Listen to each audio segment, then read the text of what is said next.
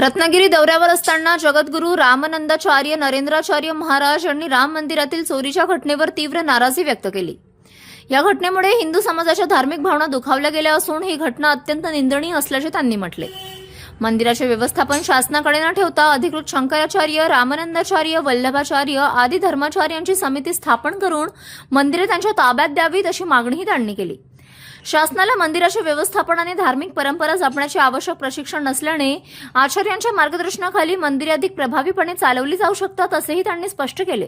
राम मंदिर चोरी प्रकरणी सरकारने आरोपींना अटक केली असली तरी त्यामुळे भाविकांच्या भावना दुखावल्या गेल्याची भरपाई होऊ शकत नाही असेही नरेंद्राचार्य महाराज म्हणाले। याशिवाय धर्मेंद्र प्रधान यांच्या राजीनाम्याबाबत बोलताना सरकारने घेतलेला निर्णय योग्य असल्याचे त्यांनी सांगितले।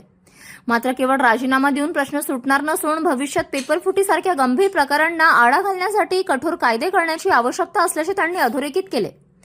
या दोन्ही मुद्द्यांवर त्यांनी सरकारने ठोस निर्णय आणि दीर्घकालीन उपाययोजना कराव्यात अशी अपेक्षाही व्यक्त केली।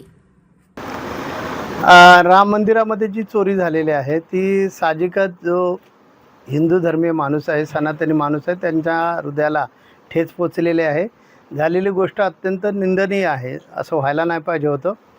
यासाठी आमची मागणी आहे की ही जी मंदिरं जी आहेत ती गव्हर्नमेंट जे आपल्या ताब्यात ठेवतं, तर मंदिरं कशी चालवली पाहिजे त्याबद्दलचं प्रशिक्षण हे शासनाला नाही। शासन हे निधर्मवादी आहे। आपला देश जो आहे तो निधर्मवादी असल्यामुळे धर्माची संस्कृती, अध्यात्म, धर्माबद्दलची काळजी घेणं या गोष्टी कळणार नाहीत आणि त्यांना कळल्या पाहिजे अशी पण इच्छा ठेवणं चुकीचं आहे।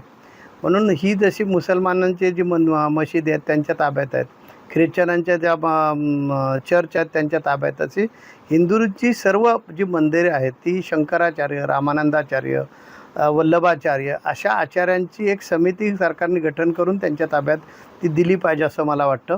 कारण जी झालेली गोष्ट अत्यंत निंदनीय आहे। अर्थात आता शासनानं त्याच्यावर पाऊल उचललेलं आहे, ॲक्शन झालेले आहे, म्हणजे अटक वगैरे तर झाले, पुढे आता कोर्ट वगैरे होईल, त्याच्यातून काही निर्णय लागायचं तर लागेल।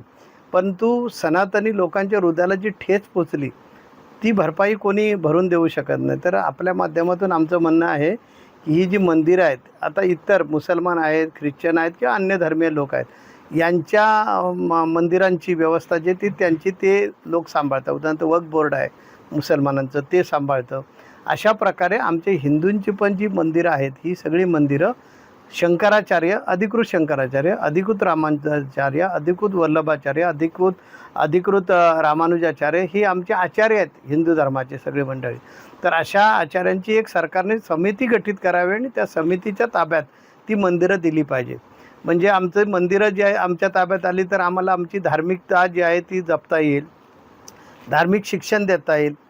मग सरकारने ग्रंथ वाचलेत का, आमची संस्कृती माहिती आहे का, नाही माहिती आहे। मग तिथेही अशा प्रकारचे जे अधिकारी लोक जे आहेत, आता शाळा कॉलेजमध्ये इंग्रजांनी पहिलं काय केलं, गुरुकुल पद्धत हटवून टाकली। त्यामुळे गुरुकुल नाही, त्यामुळे अध्यात्माचं ज्ञान नाही, शाळा कॉलेजेसमध्ये अशा प्रकारचा अभ्यास नाही। त्यामुळे प्रशासनाच्या मार्फत येणारे जे अधिकारी आहेत त्यांना ह्याच्यातला अध्यात्माचा अभ्यासच नाही। पाप पुण्य किंवा लोकांची भावना ह्याच्याशी काही संबंध नाही, तर अशा गोष्टी घडणारच।